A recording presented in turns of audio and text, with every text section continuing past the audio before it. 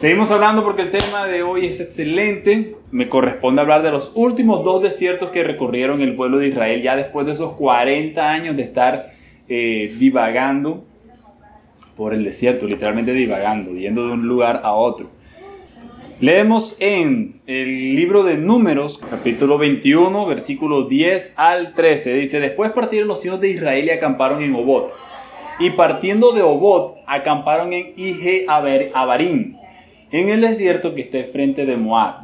Este Ije-Abarim se puede traducir como las minas que están más allá. En el desierto que está enfrente de Moab. Es muy importante esa parte. Al nacimiento del sol. Versículo 12. Partieron de allí y acamparon en el valle de Seret.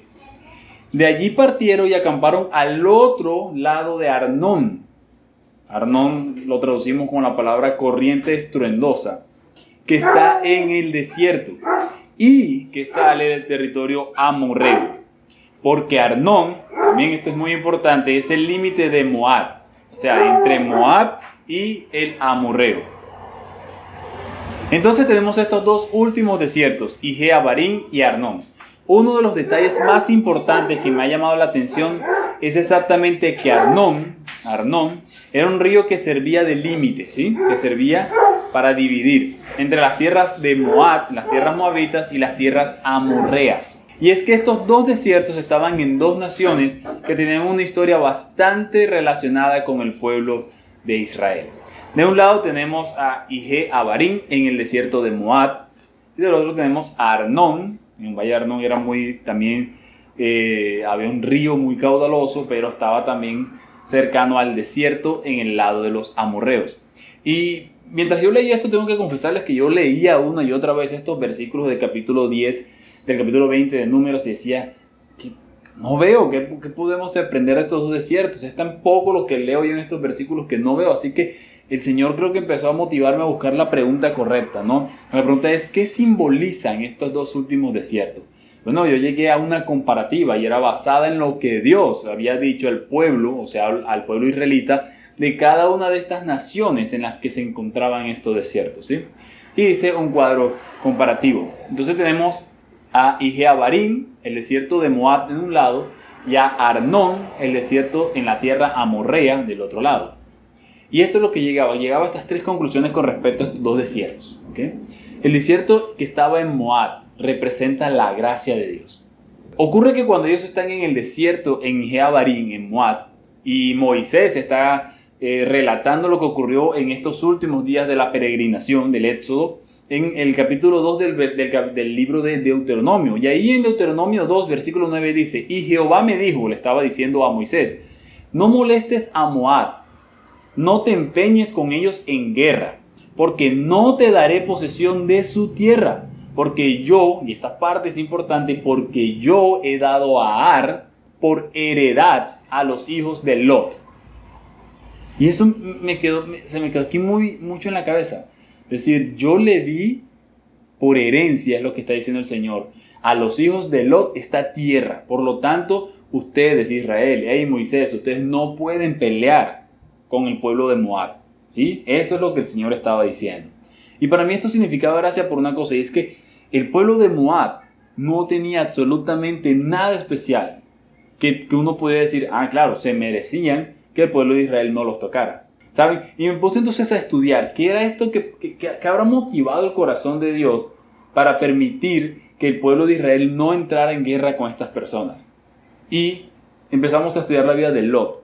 Lot fue el padre de los moabitas, ¿sí? Patriarca de los moabitas y de los amonitas. Los hijos de Lot, yo llegué a la conclusión de esto, que los moabitas y los amonitas, como descendencia de Lot, los hijos de Lot fueron bendecidos por la vida de Lot.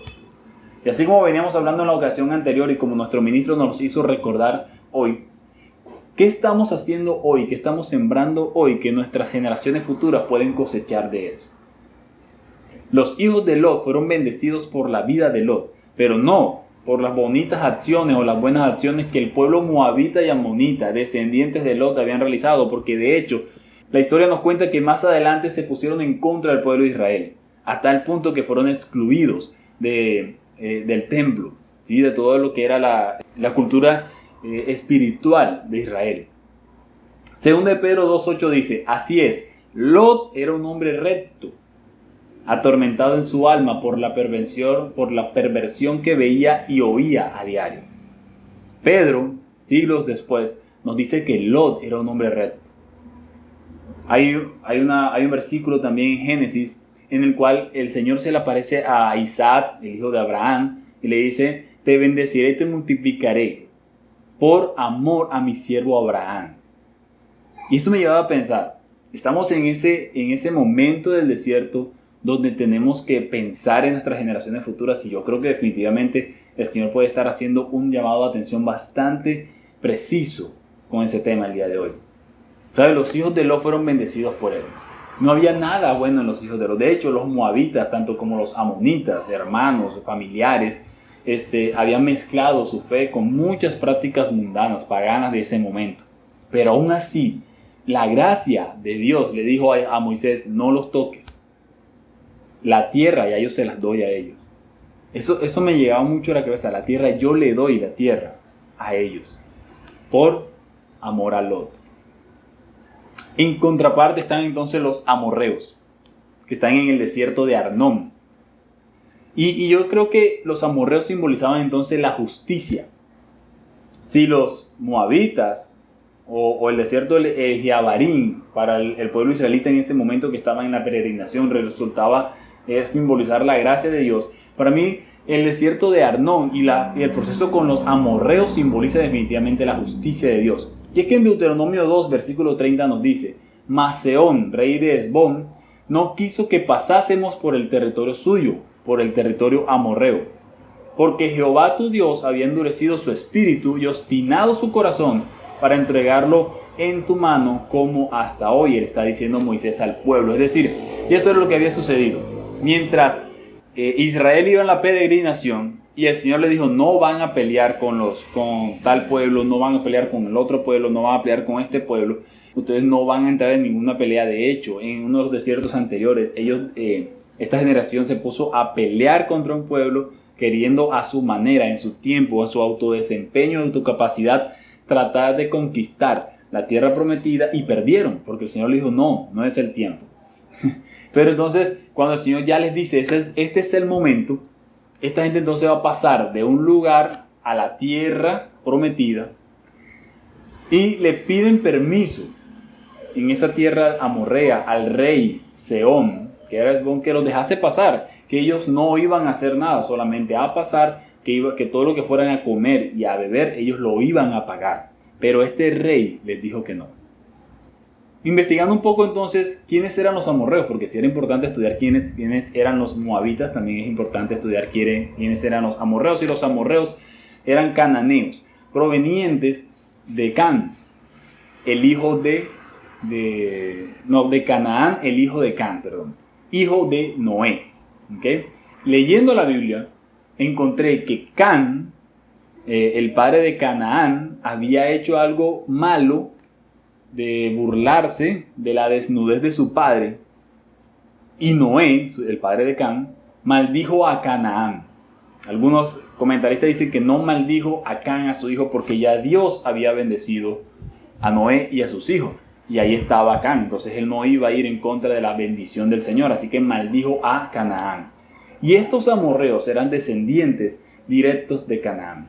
¿Sabes? Así como la vida de Lot bendijo en el futuro a sus generaciones, así como la vida de Lot, esa vida recta que tuvo, bendijo en el futuro a sus generaciones, así las palabras de Noé afectaron las vidas de sus generaciones futuras al maldecir a Canaán. Entre ellas, este pueblo amorreo, descendiente directo de aquel hijo de Can, de aquel nieto de Noé. Génesis 9:25 dice, entonces maldijo a Canaán, el hijo de Can. Maldito sea Canaán, que sea el más inferior de los siervos para con sus familiares. En esta primera comparativa tenemos dos desiertos en los que primero uno representaba la gracia, en la cual un pueblo que no era y no actuaba bajo las leyes de Dios, el Señor le dice, no lo vas a destruir, Israel, por amor a mi siervo Lot, a su vida recta, a lo que él hizo. Estos hijos de Lot no van a ser destruidos, pero estos amorreos, hijos de Canaán, sí van a ser destruidos. ¿Por qué? Porque su corazón no no es dado a ayudar. Y lo podemos ver incluso en lo que permitió el Señor a través de este rey que no permitió que el pueblo de Israel pasara. Otra segunda característica que me llamaba la atención de la comparativa de estos dos desiertos es que, ¿sabes? Cuando estamos en el desierto del Jeabarim, en el Moab, es un desierto de acuerdos, ¿sí? En Deuteronomio 2, 28 y 29 dice: la comida me venderás por dinero y comeré, el agua también venderás por dinero y beberé, solamente pasaré a pie, como lo hicieron conmigo los hijos de Esaú que habitaban en Seir y los moabitas que habitaban en Ar, hasta que cruce el Jordán a la tierra que nos da nuestro Dios. Está diciendo Moisés, el Señor les envió a decir, no van a pelear con ninguna de esas naciones, sino que van a pasar por ahí y van a hacer un acuerdo con esas naciones para que ustedes pasen por esos lugares, pasarán a pie, ¿sí? Y todo lo que coman va a ser comprado, y todo lo que beban va a ser comprado. Entonces, yo he llegado a la conclusión que definitivamente en el desierto de Moab, ¿sí? En el Jeabarim, es el momento en que tenemos que entrar en acuerdos. A diferencia del desierto de Arnón, dice el versículo 32 del capítulo 2 del libro de Deuteronomio. Y nos salió Sehón, el rey de los amorreos en ese caso, al encuentro, él y todo su pueblo, para pelear en Jahaza. O sea, no solo este pueblo le dijo que no iban a pasar, sino que se fueron a pelear en contra del pueblo de Israel. Entonces tenemos también en este desierto de Arnón la oposición. Es el desierto en el que estamos como en oposición, ¿sí? Que nos encontramos directamente con ese muro, esa situación, esa dificultad, esa contraindicación con la que nos vamos a chocar de frente. Mientras en el desierto de Jeabarim teníamos la palabra de Dios que nos mandaba a los acuerdos, acá nos vamos a encontrar la oposición. Y esto también me llegaba entonces a concluir que en el desierto de Jeabarim, ahí en el desierto que pertenecía a la tierra de Moab, es el momento de la quietud y el saber esperar. Si algo hemos aprendido durante todo este peregrinaje que hemos tenido estos últimos viernes, aprendiendo del desierto y del viaje del desierto del pueblo de Israel, es que ellos escuchaban la voz y que escuchar la voz de Dios es absolutamente lo más importante en las épocas de desierto.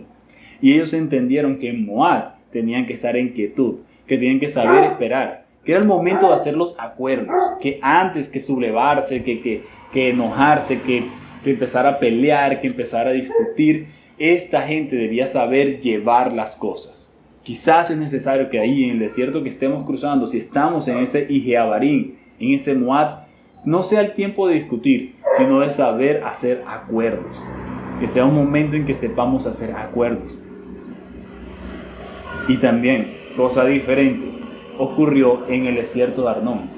Porque en el desierto de Arnón, el Señor le dice al pueblo de Israel que es el momento de pelear la buena batalla, que es el momento de tomar la victoria porque Él se las ha entregado.